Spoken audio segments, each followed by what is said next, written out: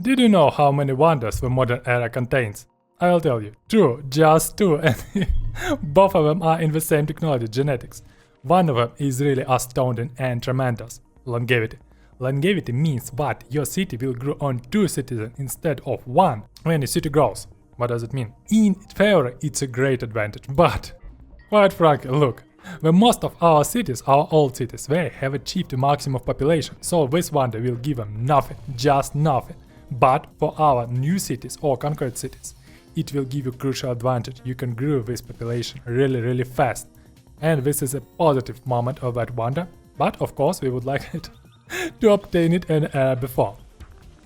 The next wonder is cure for cancer. The advantage of that great wonder is that it will reduce unhappiness in your cities on 1 in every city, everywhere, in every continent. This is an advantage.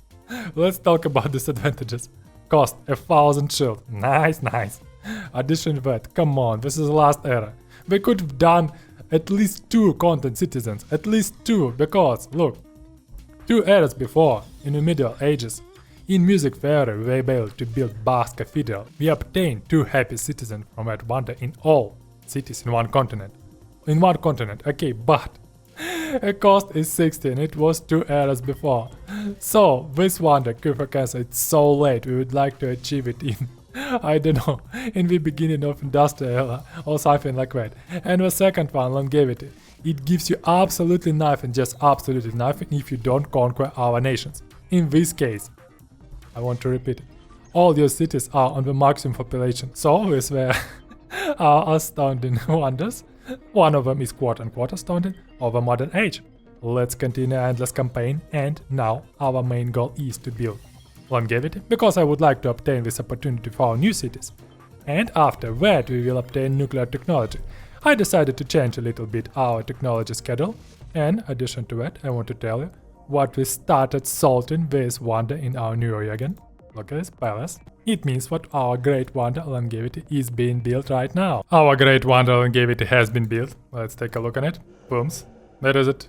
Here it is, longevity. Now it is ours. It will increase speed of growing population in our new cities. Now we're heading right to nuclear power. We would like to obtain nuclear plants. And one more interesting thing. In the game you can press F11. Look.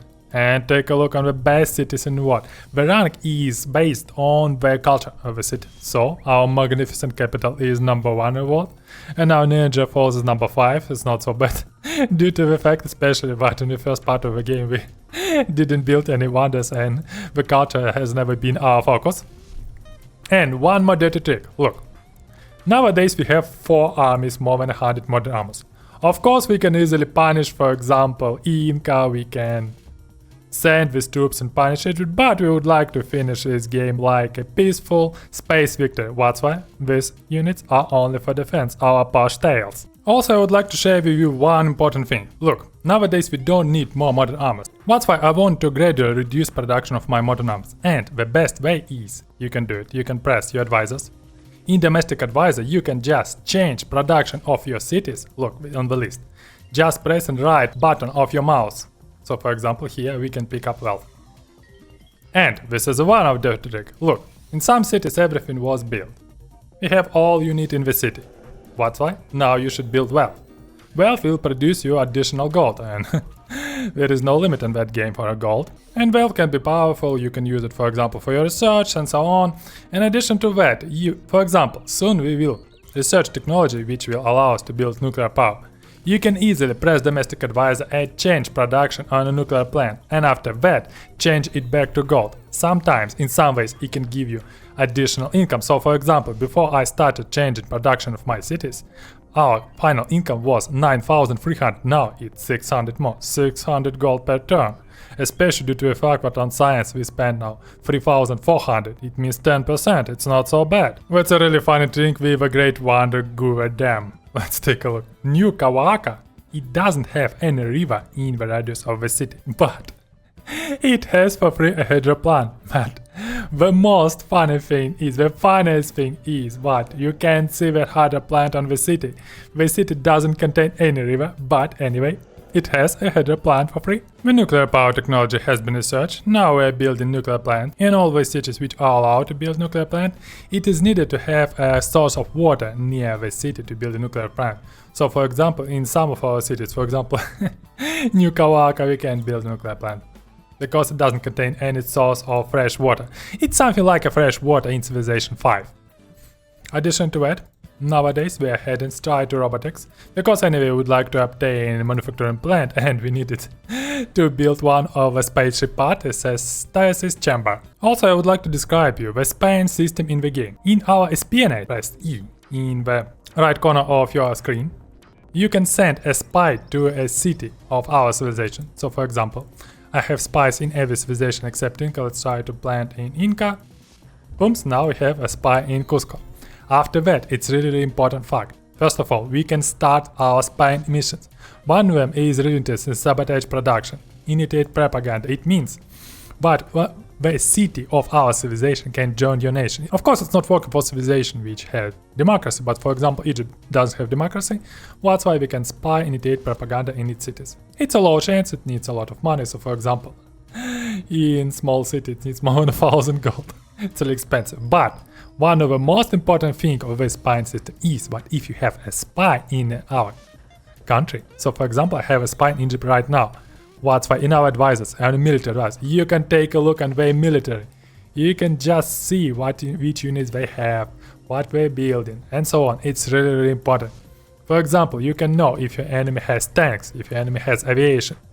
I'm strongly recommending you to use in all of your campaigns versus your allies and enemies this opportunity. Also, let's take a look on the army of the USA. It's funny, America has fascism as its government. It's really funny. Addition to that, what we can see here, oh, we have a bomber. No, we are just trembling in fear. We have one bomber. We are just trembling, I don't know. Our almost 300 bombers, we can do anything. Just we can do anything. Addition to that, one more dirty take a look. Egyptians, they conquered a city of Sumerians of Kutna. What should we do? This is a tiny city. It was conquered several turns ago. We can just press Espionage. Find Egypt. Spy. Imitate propaganda. Let's find this city. Kutna. Safely 155. Booms. And this city is ours. Congratulations. Welcome to the Iroquois Empire. Also, let's check them up. For example, Nemausus. Alright, Espionage. Egypt. Spy, imitate propaganda, Nemausus, booms, booms, booms, and the city is ours. It is working perfectly, it is working just perfectly against cities, against small cities, which have been conquered. I think I should describe how to manage your cities properly and easily. Look, for example, you would like to add something in your building schedule. Let's press the city. For example, now I'm building a cruiser. When we would like to build, I don't know, a marine, you need to press shift and then press a unit. Look, after your cruiser will be built marine, after that, for example, you want like bomber, when a modern armor, when, I don't know, a jet fighter, you need to press shift for that. Look, now we have a line. For example, you change your mind and you don't need a bomber anymore. You need to press by your mouse on it, and after that you need to press delete. Booms, booms. So now you can easily manage all of your cities in a line.